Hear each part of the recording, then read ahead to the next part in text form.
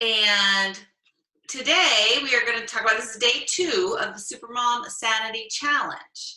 Today we're going to talk about the importance of getting moving, okay? Moving your body. Now this is redundant. This is something you've been hearing for your whole life, right? Exercise is so important. So I'm not going to dwell too long on the benefits of it. What I'm going to talk about is our resistance to it, okay? So there's a lot of things that we can wake up in the morning, sometimes feeling energy and energized, and then an hour later, we're already exhausted. And a lot of times moms think that, well, energy is just something that I either have it or I don't, or it just happens to me. We don't tend to think of energy as something we can create. And that is a mind shift set I would like you to shift.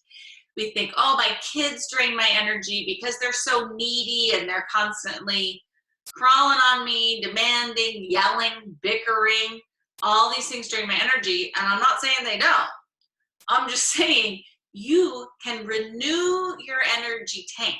And it doesn't need to be 8 hours of sleep. Like, that's a great way to renew. You definitely need sleep. But there are other things that you can do to fill up your energy tank. And moving our bodies is one of those. It actually gives you energy. So I want to talk about what drains our energy and why, but the main thing that drains our energy. So there's lots of things, right? Annoying, bickering kids, having our attention pulled outside of ourselves. Hey mom, listen to me, look over here, what about me? I'm hungry, I want this, I want that. That's just a natural energy drain. Your energy goes where your attention goes. So if you're paying attention to your kids all day and not to yourself, you're gonna feel tired.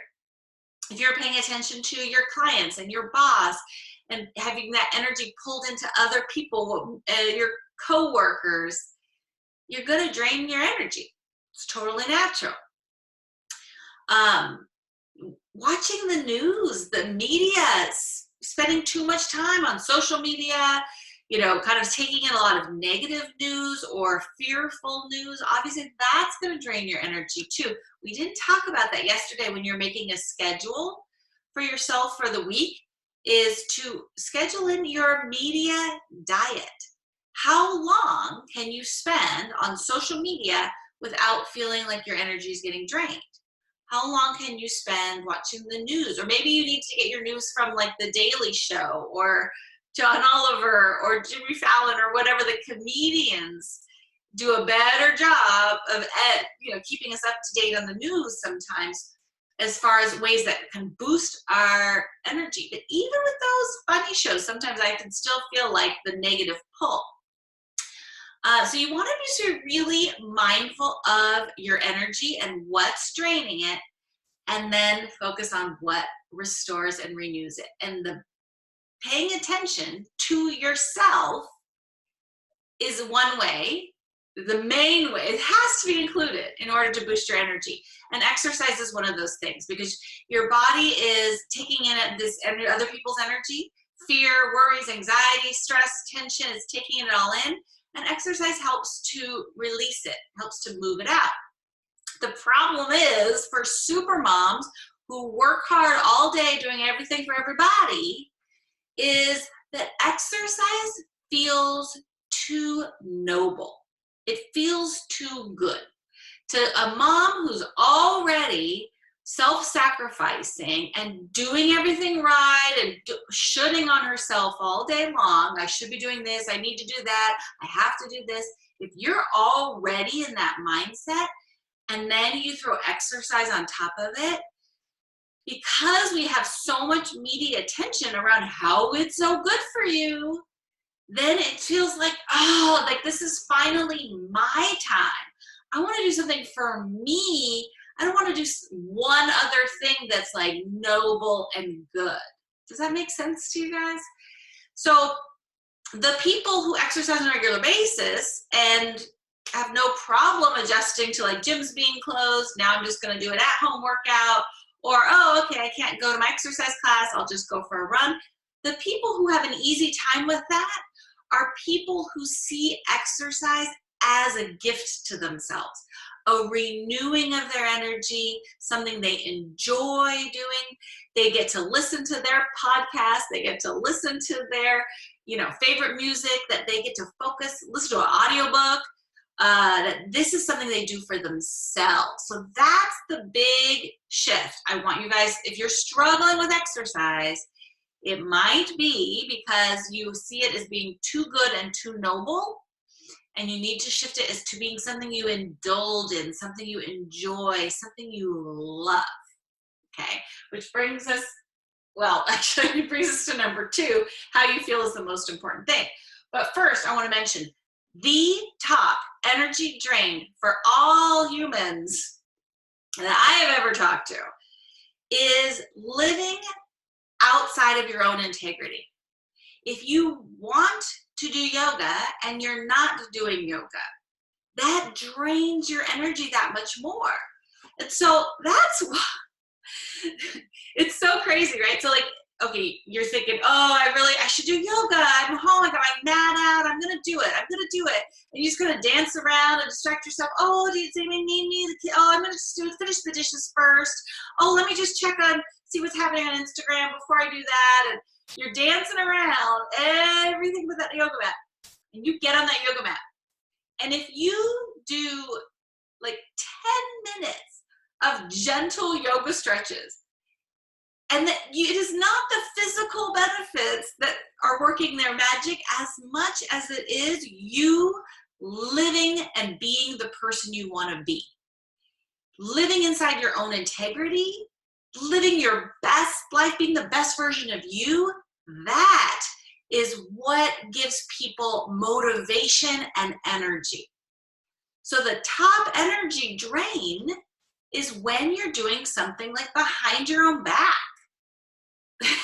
It sounds weird, but if you're sitting on the couch behind your own back because you want to be exercising, you want to be going out for a walk with the kids, but instead you're inside and everybody's on social media.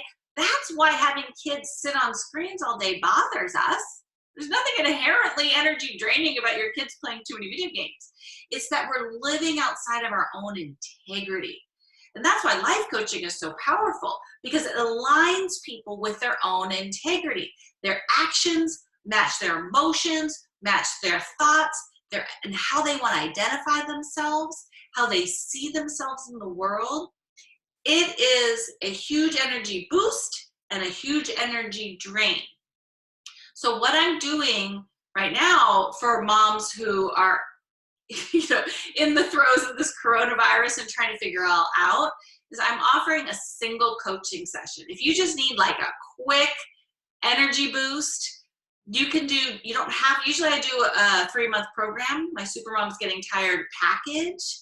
So I am for this time being, I'm gonna say, if you just want a one-shot, maybe your husband needs to come in, maybe you and your husband need to come in, maybe you and your teenager want to do a joint session, maybe just your teenager is struggling with being at home, and just a single session is all you need. I am offering that to you. So I'll put a link in the bottom. I don't have it set up yet. Okay, so top energy drain, not living inside your own integrity. Overcoming your own resistance will boost your energy as much as dancing will. So there's lots of ways that people move their bodies to get their energy flowing and to feel alive again. That's what exercise does. It makes you feel alive because it makes you feel like you're connected with your body.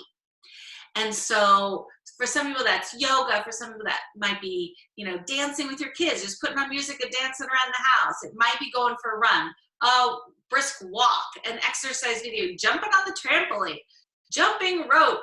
It doesn't matter what it is. What matters is how you feel.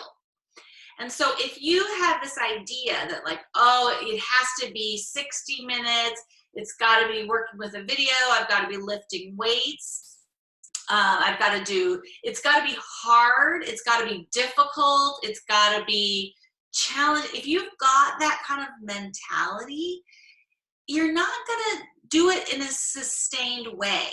You can power through for, I don't know, what's the longest exercise program you guys have ever stuck with? Like 3 weeks?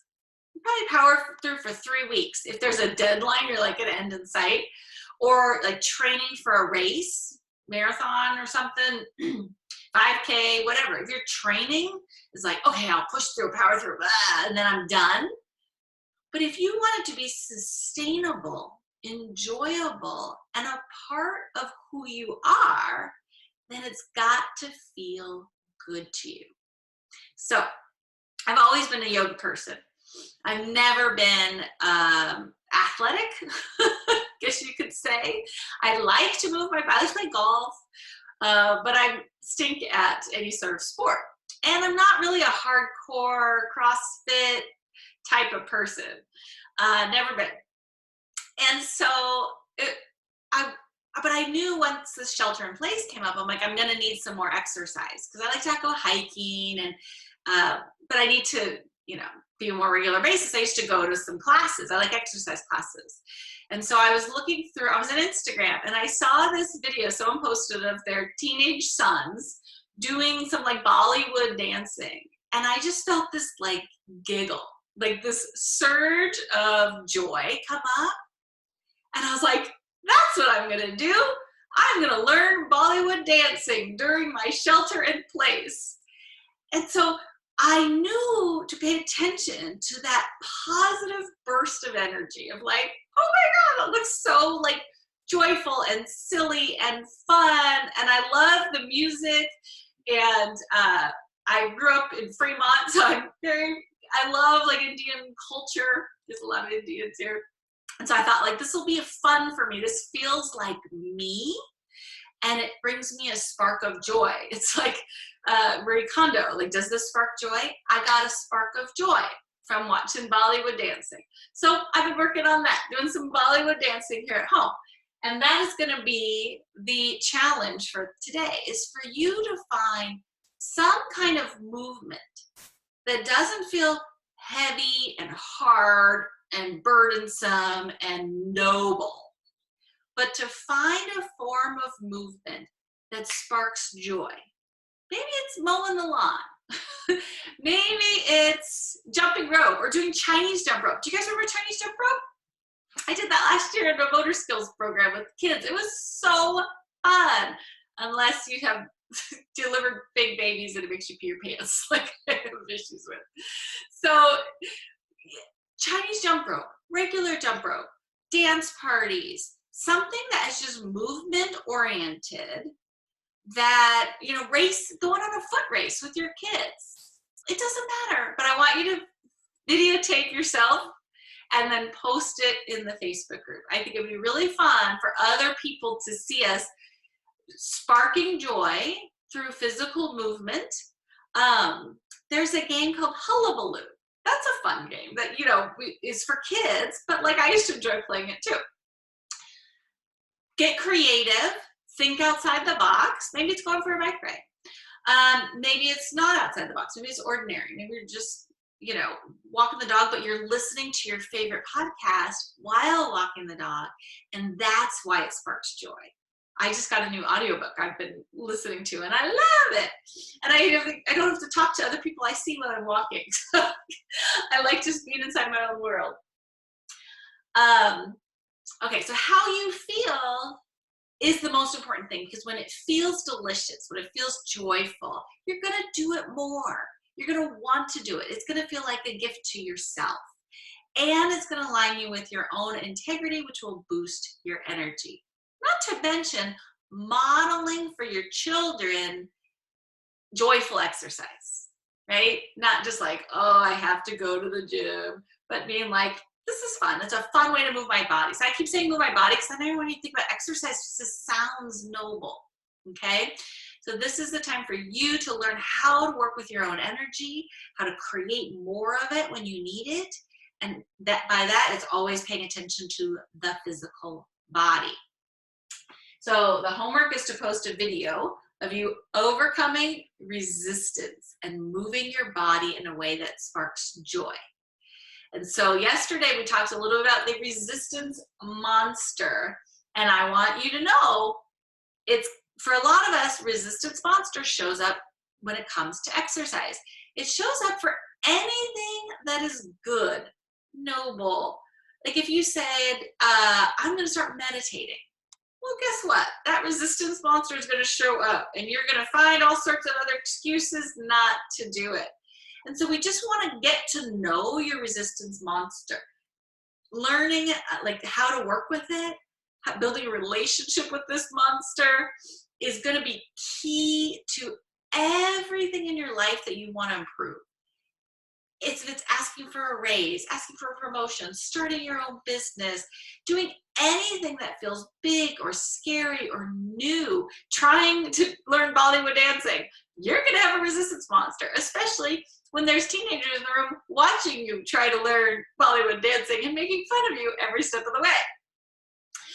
So know that this resistance will show up, say hello to it, and then do it anyways. The more you can overcome your own resistance, get on that yoga mat, touch your toes. The more you get good at it, the better you get at it, the easier it gets. And then that resistance doesn't show up anymore. It goes away. It's just really big in the beginning. Okay? So that's today's day 2 sanity challenge, is to move your body in a way that sparks joy and overcomes resistance. And you're going to post a video of yourself or a picture doing it. And we're just going to slowly, one thing at a time, learn to align your life with your own integrity. You know, that's why it bothers us when we yell at our kids, because we know we want to be like a better version of ourselves. All right, and if you want a free life coaching session, I still do my free discovery calls, but if you've had a free discovery call and you're like, well, I just want one session, I don't want like a whole package, I'm going to start offering that to you. So look for the link. I'll put it in the Facebook group. All right, everybody, take care, stay well, move your body.